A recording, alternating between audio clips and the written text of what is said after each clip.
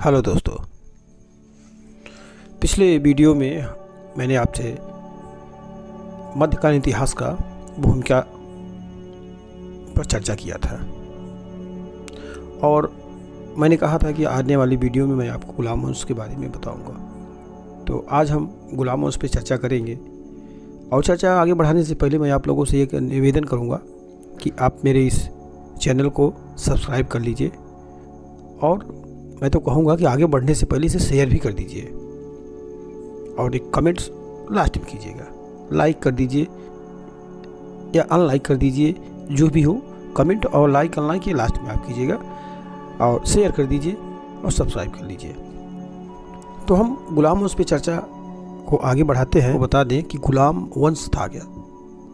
मैं आपको बताऊं, गुलाम आप अच्छी तरह समझ रहे हैं। गुलामी का अर्थ होता है कि कोई किसी के अधीन हो।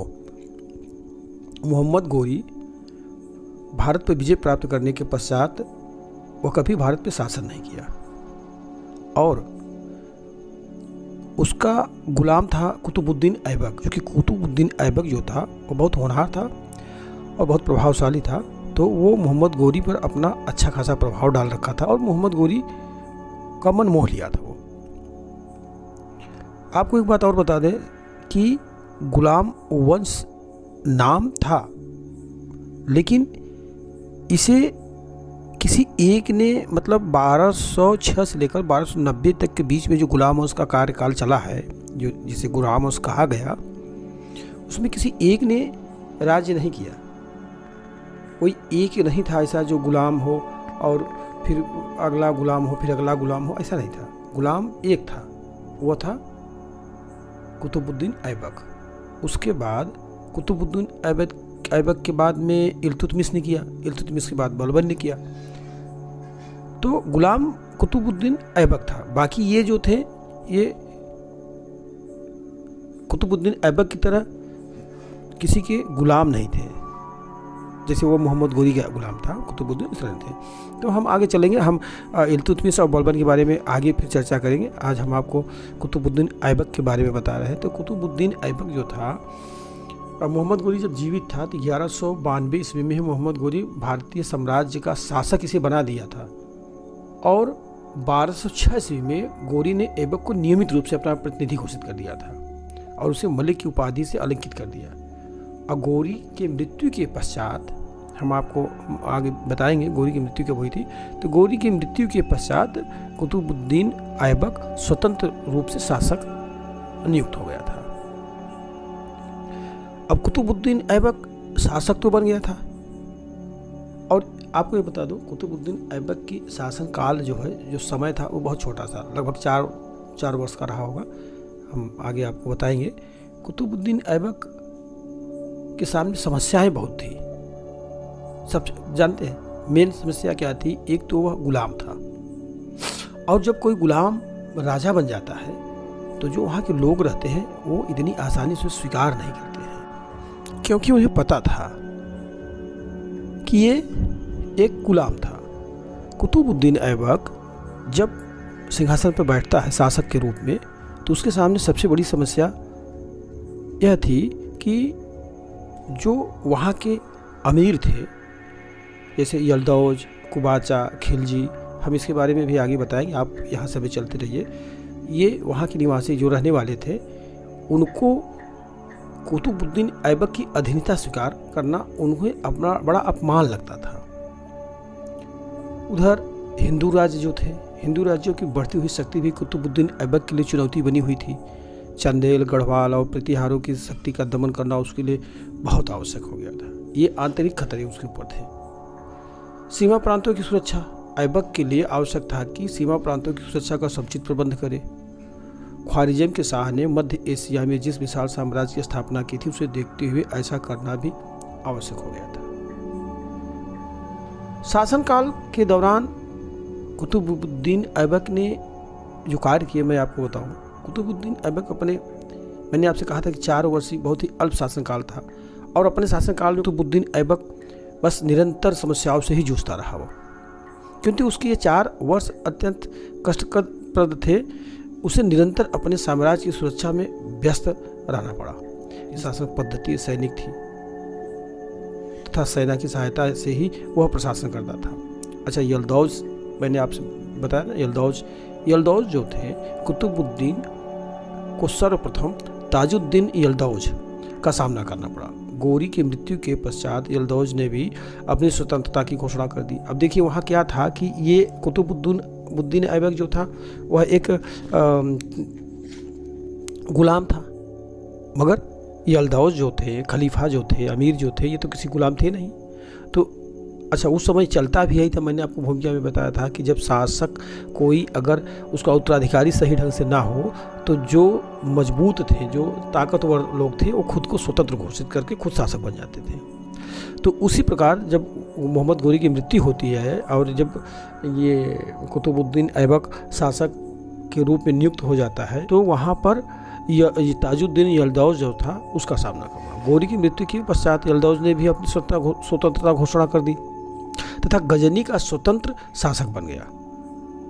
अब कालांतर में यल्दौज को गजनी से भागना पड़ा। उस समय यल्दौज हार गया था, यह है, इसने हरा दिया, लेकिन वह लड़ता रहा। आखिर तक मैं आपको बताऊंगा। इसका लाभ उठाते हुए कुतुबुद्दीन ऐबक गजनी पहुंचा तथा 1208 ईस्वी में उस पर अधिकार कर लिया।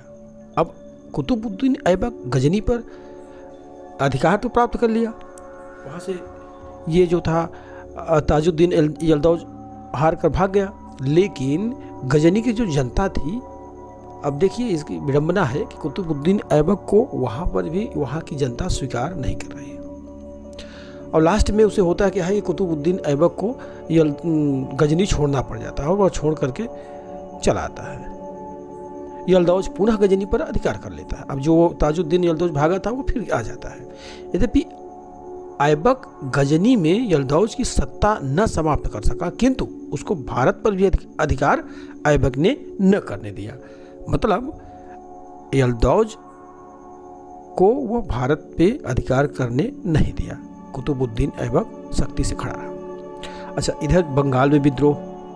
अब बंगाल में विद्रोह होने का कारण यह था कि आलमर्दान खां जो था लखनौती का स्वतंत्र शासक बन गया था, किंतु खिलजी सरदारों ने उसे बंदी बना लिया। अली मर्दान खां किसी प्रकार यहाँ से भागकर दिल्ली आया तथा ऐबक से सहायता मांगी। ऐबक ने अपने दूत के रूप में कैमाज रूमी को बंगाल भेजा, जिसके अधिक प्रयत्नों के परिणाम स्वरूप खिलजी सरदार ऐबक को अपना शासक मानने को राजी हो गए।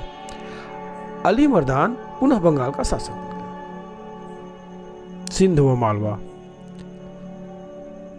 गोरी के पश्चात नासिरुद्दीन कुबाचा, हमने यल्दौज कुबाचा की बात की थी खलीफाओं की, तो गोरी के बाद नासिरुद्दीन कुबाचा ने सिंध तथा मालवा के प्रांतों पर अधिकार कर लिया था। नासिरुद्दीन कुबाचा का अधिकार था। गोरी की मृत्यु के पश्चात वहाँ पर नासिरुद्दीन कुबाचा का अधिकार हो गया था। इधर कुतुबुद्दीन ऐबक का प्रयास था कि वह सिंध और मालवा पर अपना शासन सत्ता साबित कर सके, लेकिन यह करने में असमर्थ रहा। हाँ, कुतुबुद्दीन ऐबक चालाक बहुत था और इधर बंगाल का खतरा उसके ऊपर बना हुआ था, बंगाल में विद्रोह चल रहा था। कुतुबुद्दीन ऐबक ने एक बुद्धिमत्ता का परिचय देते हुए उसने क्या किया कि अपनी पुत्री का विवाह नासिरुद्दीन कुबाचा से कर दिया। अब उसे यह हुआ कि जो सिंध और मालवा का प्रांत था जो कब्जा करना चाहता था, तो रिश्तेदारी में तब्दील हो गई। नासिरुद्दीन कुबाचा से अपनी बेटी का शादी जब वो कर देता है तो वहाँ से उसका संबंध हो जाता है, क्योंकि मालवा और सिंध प्रांत की तरफ से उसका दिमाग अब हट जाता है। अब वहाँ तो उसकी रिश्तेदारी हो जाती है, तो अपना पूरा फोकस वो बंगाल पे कर लेता है। तो इस प्रकार कुतुबुद्दीन ऐबक अपने जीवन काल में स्थितियों को संभालने के लिए हर तरह के प्रयास किए। वो स्थितियों को संभालने के लिए रिश्ता तक को निभाया। उसने अपनी बेटी को भी ब्याह दिया उनसे जिनसे उसकी शत्रुता थी। छोटे से 4 साल के शासनकाल में उसने अनेक प्रकार के संघर्ष किए, संबंधों को नए तरीके से बनाने के लिए, लोगों पर अपना विश्वास कायम रखने के लिए बहुत प्रयास किया और 1210 ईस्वी को लाहौर में पोलो खेलते हुए घोड़े से गिरकर उसकी मृत्यु हो जाती है। तो कुतुबुद्दीन ऐबक बहुत छोटा सा 4 साल का कार्यकाल, मैं समझ रहा हूँ कि आप समझ गए होंगे अच्छी तरह से कि उसका पूरा जीवन काल, माने पहले तो वो गुलाम था, बाद में 4 साल जब उसे शासन सत्ता मिलती है तो उन शासन सत्ताओं में भी वो मतलब हमेशा एक परेशानियों में ही घिरा रहा। अमीरों की समस्या, हिंदू राज्य की समस्या, सीमा प्रांत की सुरक्षा, यलदौद से संघर्ष, बंगाल का विद्रोह, सिंध एवं मालवा का मतलब नासुद्दीन कुबाचा से रिश्ते कर लेना और सिंध मालवा को रिश्तेदारी में बदल लेना। तो इस तरह से वो तमाम उलझनों में उलझता हुआ एक दिन घोड़े से गिरकर 1210 ईस्वी में उसकी मृत्यु हो जाती है। तो ये कुतुबुद्दीन ऐबक की एक संक्षिप्त कहानी थी, विस्तृत रूप से नहीं है, इसके विषय में और डीपली बता सकते हैं, लेकिन अभी आप इसे इतना समझ कर चलते रहें। हाँ, अगर आप लोग की इच्छा होगी तो मैं इसे और विस्तृत रूप से बना करके ऑडियो बुक आप लोग के सामने ले आऊँगा। बहुत जल्दी हम आप लोगों के सामने एक दूसरा छोटा क्लिप लेकर आएंगे, कुतुबुद्दीन ऐबक का मूल्यांकन करेंगे और छोटा सा होगा। अगर आप लोग चाहेंगे तो उस पर कमेंट कीजिएगा, मैं लेकर आऊँगा। लेकिन एक निवेदन है कि शेयर ज़रूर कीजिए और लाइक और कमेंट भी कर दीजिए। प्लीज़ सब्सक्राइब कीजिए, कमेंट ज़रूर कीजिएगा। धन्यवाद।